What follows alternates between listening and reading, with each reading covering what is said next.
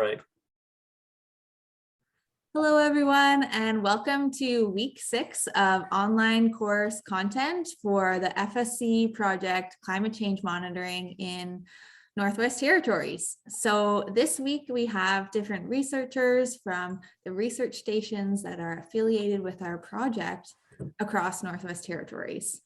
So today I have Dr. William Quinton here with us. Thank you so much for joining us today. Pleasure. Yeah. He's a professor of geography and environmental studies and also the director of Scotty Creek Research Station from Wilfrid Laurier University, which is in Waterloo, Ontario.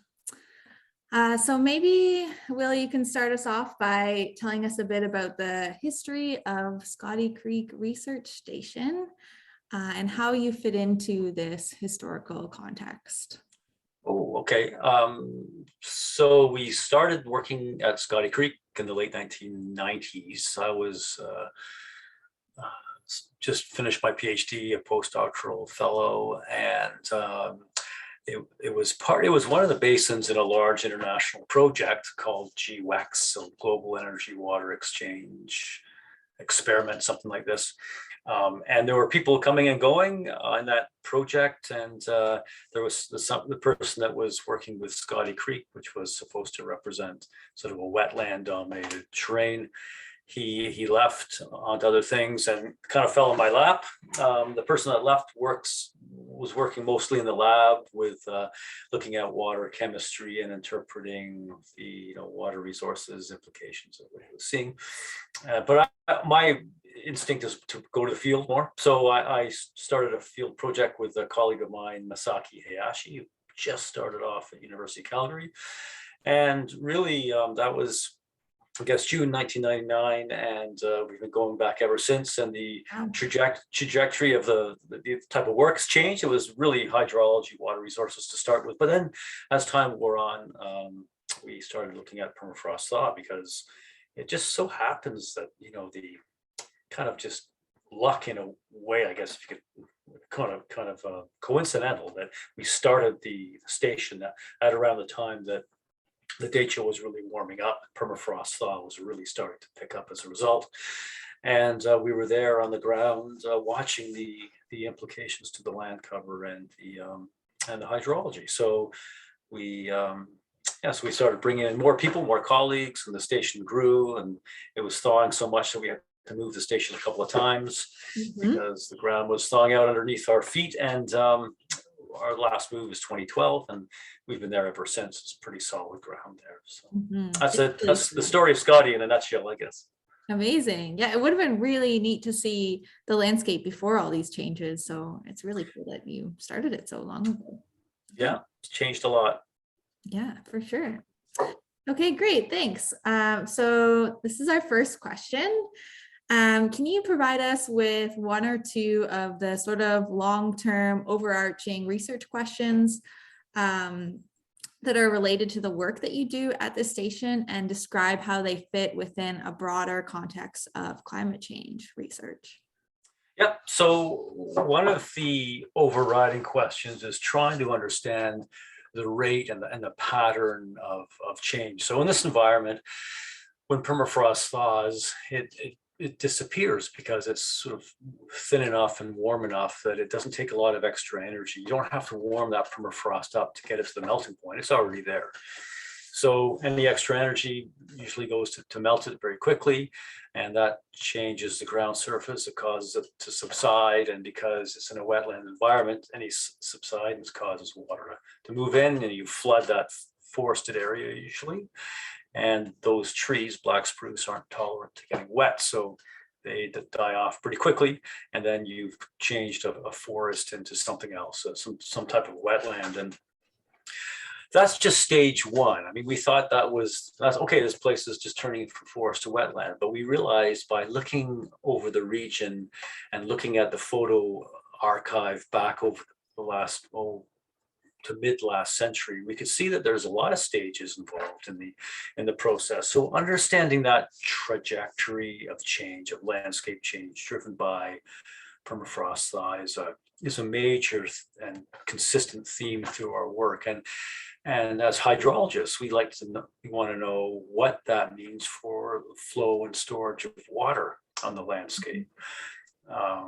We know that over the last couple of decades, the rivers have been rising without there being an increase in precipitation. So where's the water coming from? It seems to be coming out of storage. And there's a couple of ways that that's happening. Those permafrost, you can almost think of them as the permafrosted areas as like dams, permafrost dams. In fact, that's what we used to call them, that those peak plateaus rise above the water line and they act like dams. So when they thaw and subside, water goes over top of them. So they're not very good dams anymore. But also we find that we're not completely freezing the soil over the wintertime. So what happens, you've heard this term active layer. That means it's a layer that both freezes and thaws over a year. So what's happening is you're thawing out greater depths than you can refreeze in the winter. So you end up with a layer, which we call a talic, which is saturated and thawed all year round. And that means if you have a water layer above your permafrost never gets a chance to cool off, lose its heat during winter. People forget, like people go to the field in the summer, and I think we're just of the mindset that winter time doesn't really matter, but winter is hugely important to permafrost. If the permafrost doesn't have a chance to lose the energy that it gained over summer, then it just stores that energy till next summer, gains more, and that's a killer for the permafrost. So talic's growing up everywhere. Talic's also a great mechanism for moving water. It's a flow path that stays open all year long, and so it drains.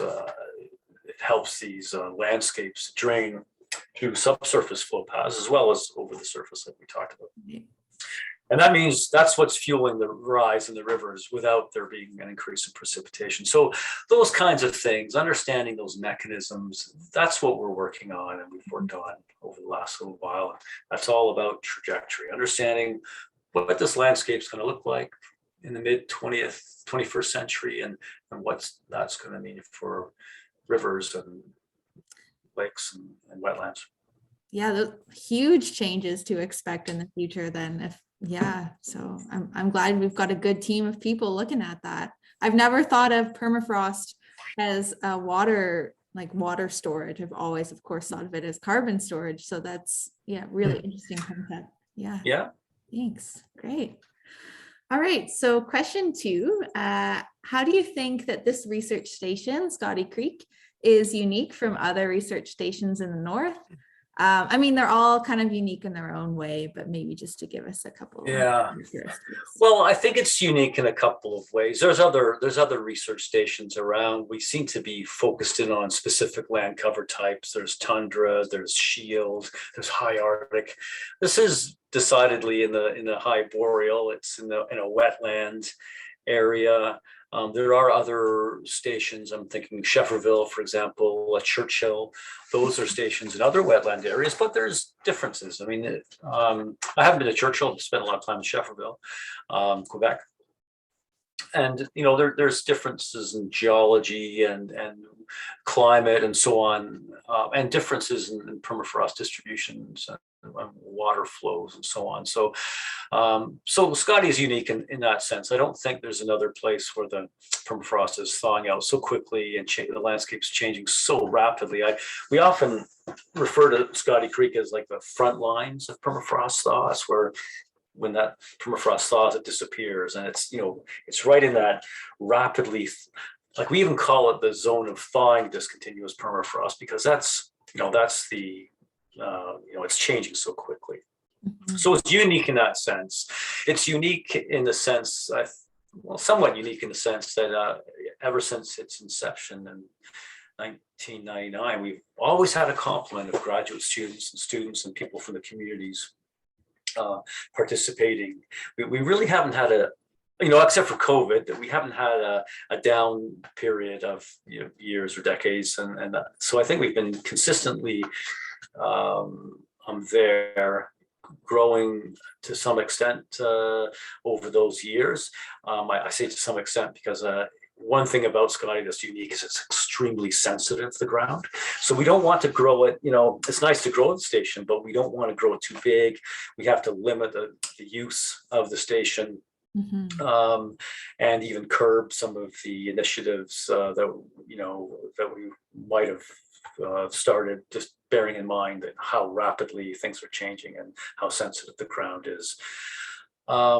And a big part of that is relates to another somewhat unique aspect, and that is the degree of engagement with communities, Indigenous communities. So Scotty Creek is evolving into an Indigenous-led research station. That's I don't know if there might be other such.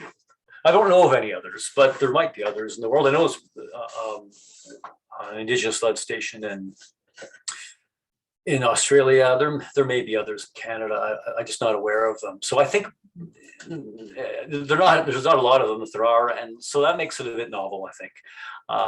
And it's it's I think it's something that's hopefully will gain some traction in other places in the circumpolar region, with greater Indigenous participation and leadership in research. Definitely. Well, it's super inspiring to see what you're doing with Scotty Creek in terms of Indigenous recruitment and engagement, and it being led by Indigenous community members. I think that's, really inspiring for the rest of us. So hopefully it's a start of a really good change. Hope so, yeah. Amazing. Okay, so my next question, how do you prepare students or researchers to visit Scotty Creek Research Station for doing fieldwork for the first time? It's quite remote, you fly in, so what is that like? Yeah, so I guess there's a couple of ways to answer that question. There is a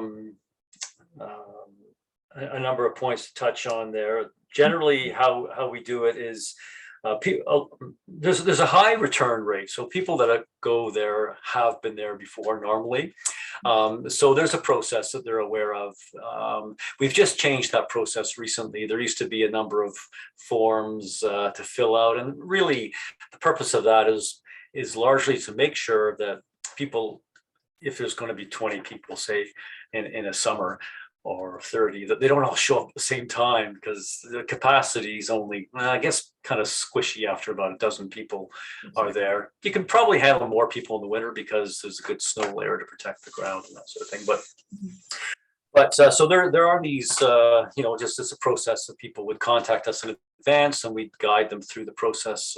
We find a time. There's on the Scotty Creek website. There's a spreadsheet where they can put in the dates. It's like booking a hotel room, basically. It's very, very similar. And if it's full, then that time, then we'll find another time. There's a sheet there for them to register, and that all works well. And there's support. The technician, Mason Domenico, and myself are there to help. This year, though, is the first year that we've taken those Scotty Creek forms and we've put them all together in a single form that's administered by the Lakota First Nation. And so that's part of this Indigenous-led research park initiative. I called it a park research station. We're not really sure what it's going to be called in the end, but so there's people would have to go through that process, and it's really, again, just to make sure that we're following the Denny laws and values and so on for the use of the land, and it's aligned with the Aurora Research Institute application too. So one of the questions on the Little Quake form, for example, is have you filled out an application for ARI? This seems cumbersome, but it's actually more streamlined than it has been in the past, because we've done away with those 3 Scotty Creek forms and put them into one LKF form, which is linked to the ARI. So that's all that stuff. That's the administrative stuff.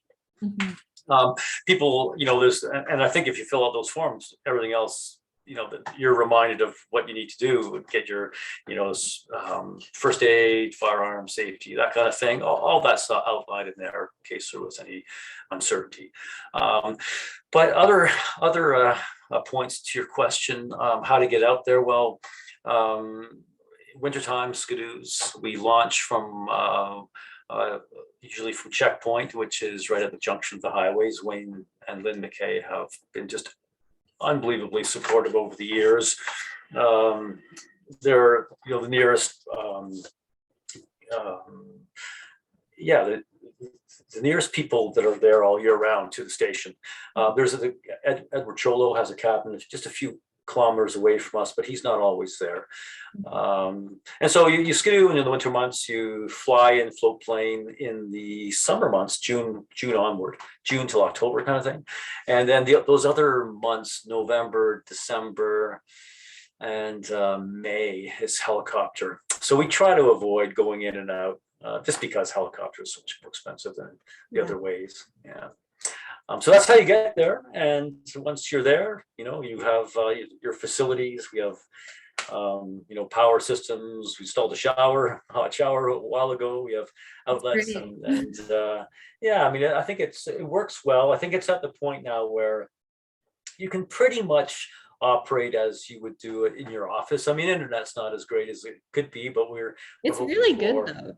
It's not bad, but we're changing that system to the once what's it called, the Elon Musk's system of satellites there. Yeah. So we're hoping to get onto that. We're on the waiting list. So but quite honestly, if I go in there with my laptop, I can do field work. I can do work that I'm doing in the office. I can do lab work. We have fridges, freezers, and all that kind of stuff. And it's pretty comfortable and a lot of fun too. Yeah, it's a gorgeous research station. Can attest to that. Yeah. Oh, thank you. Yeah, of course. I'm really looking forward to going. Good.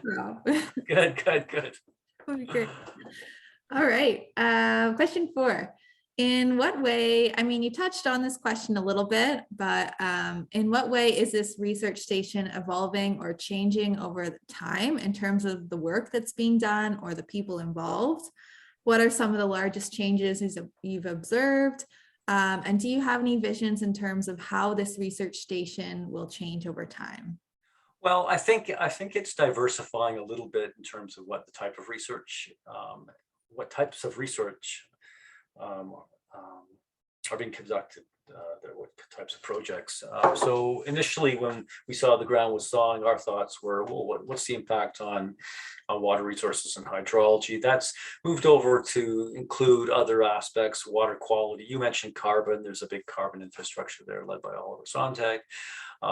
So that's a big thing, and he has his collaborators that he works with there as well. And there's interest in fire impacts. I think it's the amount of the spectrum of work is quite broad. I think with the possible exception, there hasn't been a lot of work on wildlife, but there have been expressions of interest for people to go out and do some wildlife research there.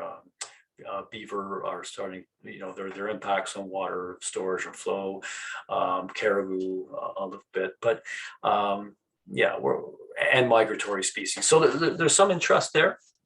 But in terms of what's other growth areas, working with we had a big picnic and tour last August.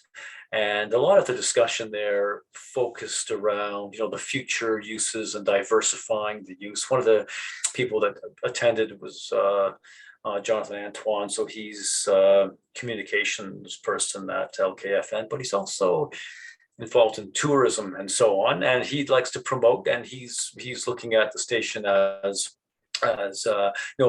increasing awareness for the way the HO is changing. He's also, and the resource director was there. He was Dieter Kazon, and he has often suggested the idea of having Scotty Creek as a meeting place.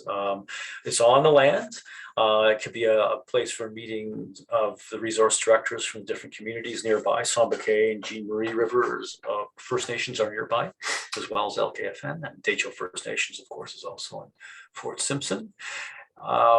So there's community use of the station for their business, and to develop areas of topical areas of emerging importance. Lauren at DFN is very keen on developing a program on traditional use of plants, medicinal use of plants, and so on. She, she's raised this in the context of Scotty Creek and how to use Scotty to promote that subject area within, the community, whether it's classes, courses on the land camps, and so on. There is talk of extending the regular youth ecology camp to Scotty. That's one thing I would like to work with the communities as a priority on, because another area that Scotty Creek contributes is the annual field course for the high school students. We work with the school board and the principals, teachers with that. But one thing that I think we could do a better job is coordinating with other on the land camps and courses. And a recent hire, Beth Hudson at DFN, is very keen to coordinate that. So if you take the course at Scotty, then that's going to prepare you for another on the land camp somewhere else, and vice versa. And then there's a system, and it could even play into providing the certification hours of 1,400 hours that guardians need for their certificate. So there's services that Scotty can provide by being part of a larger network through education and training and that kind of thing. So I think that's in the cards too for us. Yeah, lots of good visions there. I think it's a great learning resource. I think that would be so cool to take like a on the land camp somewhere and bridge them together, and it could be like this whole course. So that's really cool. I'm sure that it'll come to be. I mean, I think it takes a bit of time and coordination and critical human resources in the offices, in the bands, because there's just so much to do, and the staff are running around doing as much as they can. And I always hesitate to put, I love to go to the bands with ideas and, hey, you thought of this, and sometimes Dieter looks at me and says, oh, great idea, but who's going to do it? Yeah, for sure. So I mean, there's at the end of the day, it comes down to, okay, what do we really want to do? What do we really need to do? And the other stuff maybe for another time, but priorities is here. For sure. The simplest things take so much work to organize and execute. So yeah, that's awesome. All right. So question 5, is there any advice that you would give to individuals on this project, so the FSC project, in regards to visiting Scotty Creek Research Station? So advice maybe for navigating around the station, or just preparing oneself for the experience, although some of the people that are involved in the project have already been. Pieces of Well, summer and winter are very different experiences. Winter is a little bit more free reign on terms of where you go, because the impact on the land is so much less, with the exception, you just have to be, safety concerns about going over lakes. There's a lot of overflow and slush from particularly sort of February onward. Right. Even right now, you think? Where are we? Mid-February? It could be. Yes, if you're going up in the next little while, please take care. The steps. You go up to the lake and then you walk out on it a little bit and see what it's like. And you could, the pilots are doing that. There's a new company. Sergey has his own company now in Fort Simpson and flies a ski plane. And he was in touch with me a while ago about taking students out for the field course. So he'll do a little, touch down, then take off and fly around, look, see this water filling in his tracks. Well, you can do the same kind of things, walk out into the lake and just see if you're collecting any water. But please exercise caution, because there's almost nothing worse than getting stuck in a lake. And if you do get out in the lake, stay along the edges, just in case you do hit a wet spot. Get out of there. Just get out of there as fast as you can. But anyway, so there's those winter type considerations. Summer, they're on the Geo Runner, and I think, in speaking with the communities, they really would like to make sure that the Geo Runner is used. we took them on the whole path. If you add it all up, we had a reporter a year ago or so who was just loved the geo runner. She's a real keen hiker, and so she went out with her GPS and she walked every single mat of it, back and forth. And she came back and said it was like about 5 kilometers or something like that. So it's quite a bit of it, but it's constant work. Those little zip ties are always breaking. We purchased metal zip ties to hold them together. We were hoping that's the solution, but we really, want people to buy into this. We really, really want them to buy into it. And the LKFN is leading the charge on this. So every time people leave the station, we want them to grab a mitt full of those zip ties. And take them with them on the trail. There's a bucket there right at the trailhead. Please take them. And no one's above that. I know there's been students in the past I've talked to, I've got most people buy into it. I've had some people say, well, I'm here to do science. I'm not here to do that. Well, no. Everyone here is to do everything. We all do our science. We all do our this, that, the other thing, because there's no staff there, right? And we all work as a team, and that's really the spirit that we're trying to infuse into the whole Scotty Creek experience. And I think that's what people eventually buy into after a while. So that's one thing, I guess, once you walk in there, you're a Scotty Creeker, and you're not just doing your own professor, this person's project or that person's project. We're all there on the land, on someone else's land, and we want to be respectful and take those steps, such as keep that GeoRunner trail very in good shape, so we don't have to venture off and make a mess on the land and so on. So that's the kind of thing. I think that's probably the most important advice for people going in. Please go in with a group mindset, team mindset, positive mindset, and be willing to change. Some things we set out with, and we might have to be willing to change the way we planned on doing something because it might be too disruptive or something like that. And so things work out. There's LKFN did not put this new license in to disrupt anyone. They are very keen about collaborating and just putting more knowledge into the community along with their knowledge, and everyone's strong, like 2 people with multiple sources of knowledge. So.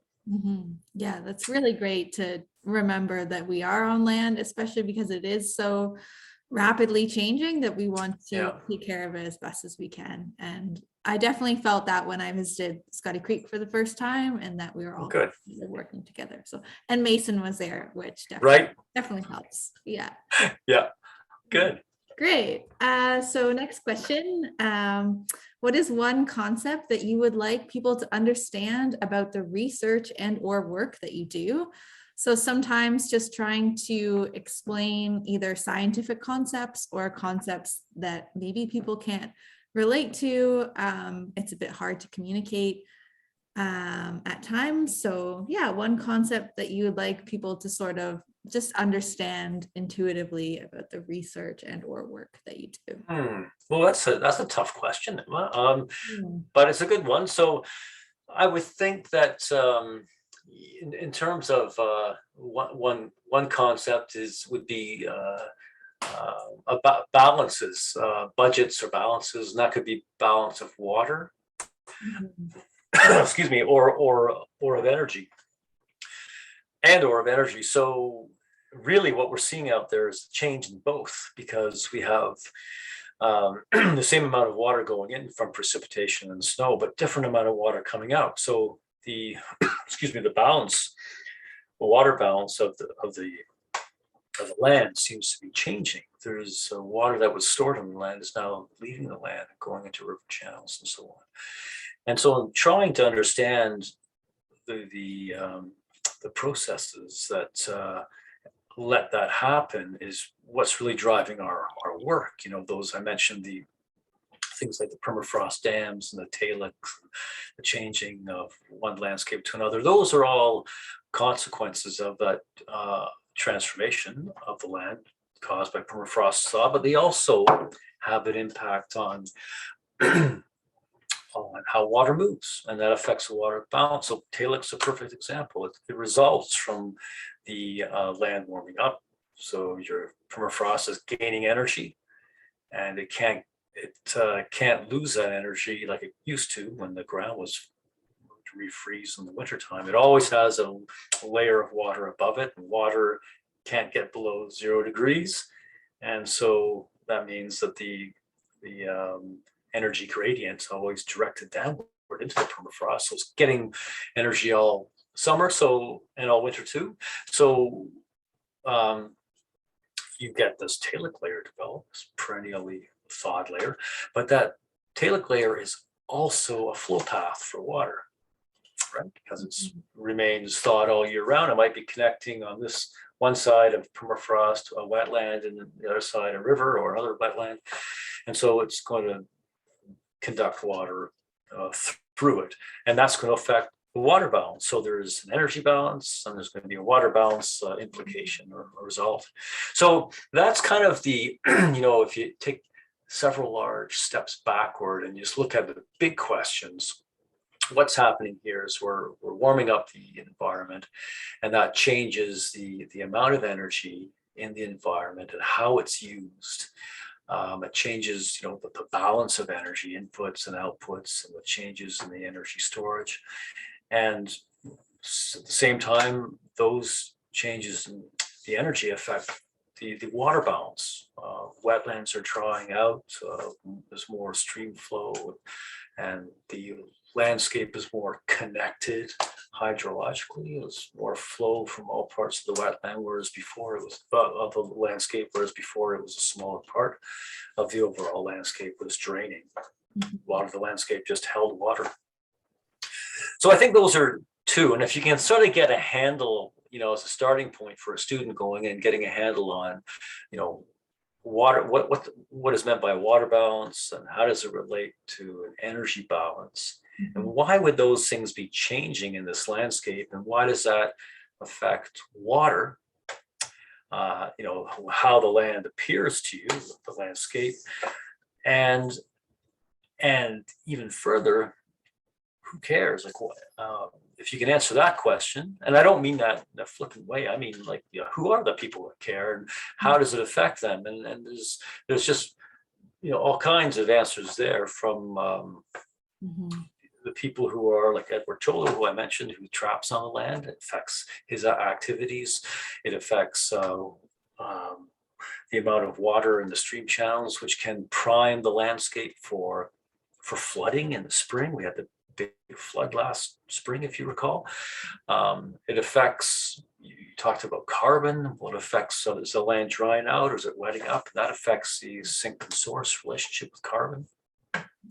It affects the water resources at the regional scale and territorial scale, which has implications with transboundary water flows, how much water is being produced in the NWT itself versus how much is coming from upriver, and lots of questions. So who cares is the third question I would put on there. And again, I don't mean that in a flippant way. I mean that in a very sincere way, because if you can relate your science and your studies to, there's human beings at the end of that, all that knowledge that you're developing, and if you can make it relevant to them, then that's then you've succeeded, I think. Oh, for sure. Yeah, I always found that to be the most challenging but most important question to answer in terms of the research. Yeah, but if I can just add another most there, is also I found the most rewarding too, because recently we put this little film together for the Digital Collaborative on permafrost, and it was really interesting. And it was a bit of a bad move on my part. I didn't coach some of the students beforehand, and the variety of some people naturally went to how do I communicate my results, because I'm not talking to other researchers, or although I might be, but there's also going to be other people. How do I best get this word so that what I've found and what I have learned can reach the maximum number of people? I think I have to work on that. Working with the students and myself, it's not an easy thing to do, but developing those plain language communication. Plays might not be the right word, but I mean it's a way of communicating so that you can maximize your audience. For sure, because some words mean so many different things to different people. So yeah, the right technology. Yeah, that's great. Great answer. I think it's really cool, the idea of walking through Scotty Creek and trying to envision the water and energy balances, but I could see why it would be hard to get everyone to understand right away. Well, it's definitely abstract. I mean, but I mean, there's ways to explain some of these. I mean, water balance is a little bit easier because everyone knows what water is. Energy, people know what it is, but you can't see it or hold or touch it in the same way. So, but in explaining a balance, I mean, I think people have bank accounts and we know what a balance is. And if, you have inputs like your check, and then you have outputs like your rent, and then the balance, if your rent's bigger than your check, you're going to have a negative balance pretty quick, right? And so people, finding those sorts of common themes that we can all relate to help with those kinds of explaining those kinds of concepts. Yeah, I've never thought about banking for that. So that's a really good one. Yeah. I think it works. Yeah. Amazing. All right. So last question for today, unfortunately. This one's kind of fun. What is a personal item that you take with you when you go into the field that you would hope to never forget at home, and why? Why does this item make such a difference for you? Oh, geez, that's a good question. I would say probably something very simple, like a headlamp. Or I've forgotten a headlamp before and I've really missed it. And good luck trying to borrow a headlamp in camp because everyone guards them like they're absolutely precious. Stumbling, you can. Stumbling along on the pathways between one tent to another at night in the darkness and I've done some spectacular wipeouts in the snow, and then so you don't want to do that. So seeing where you're going is good. Headlamp or some other kind of, it seems to me that it's the little things that you really miss, like if you forget your I don't know, what's another one, a knife, camp knife or something like this. So make a list and check it twice, as they say, and you should be good. Bring extra. You might want to bring some extra things of some real key items, but if I had to, the first thing that came to my mind is probably on the last trip, the last thing that I forgot, and that was a headlamp, I think. So that's probably the one. Right now I have a group going up in a few weeks, and I was just going over this with them, and one thing that we are never quite like, we have inventory, so we always try to keep up to date, but they're always a little bit behind because people take stuff that they had left there for a long time, and now or they add stuff in that so there's this bit of a changing it's a moving target, right? So but forgetting your snowshoes or something, or extra liners for your boots, all that kind of stuff, it's all critical, right? Oh, for sure. Especially out there. Extra liners. Yeah. Oh my God. Yeah. Because an extra one's a good thing to have. You can have one drawing out over the fire while you're wearing the nice warm dry ones, and then you swap them out next day or something like that. Yeah, really smart. Yeah, definitely charging my headlamp as much as possible before I go. Yeah, that's another one. Yeah.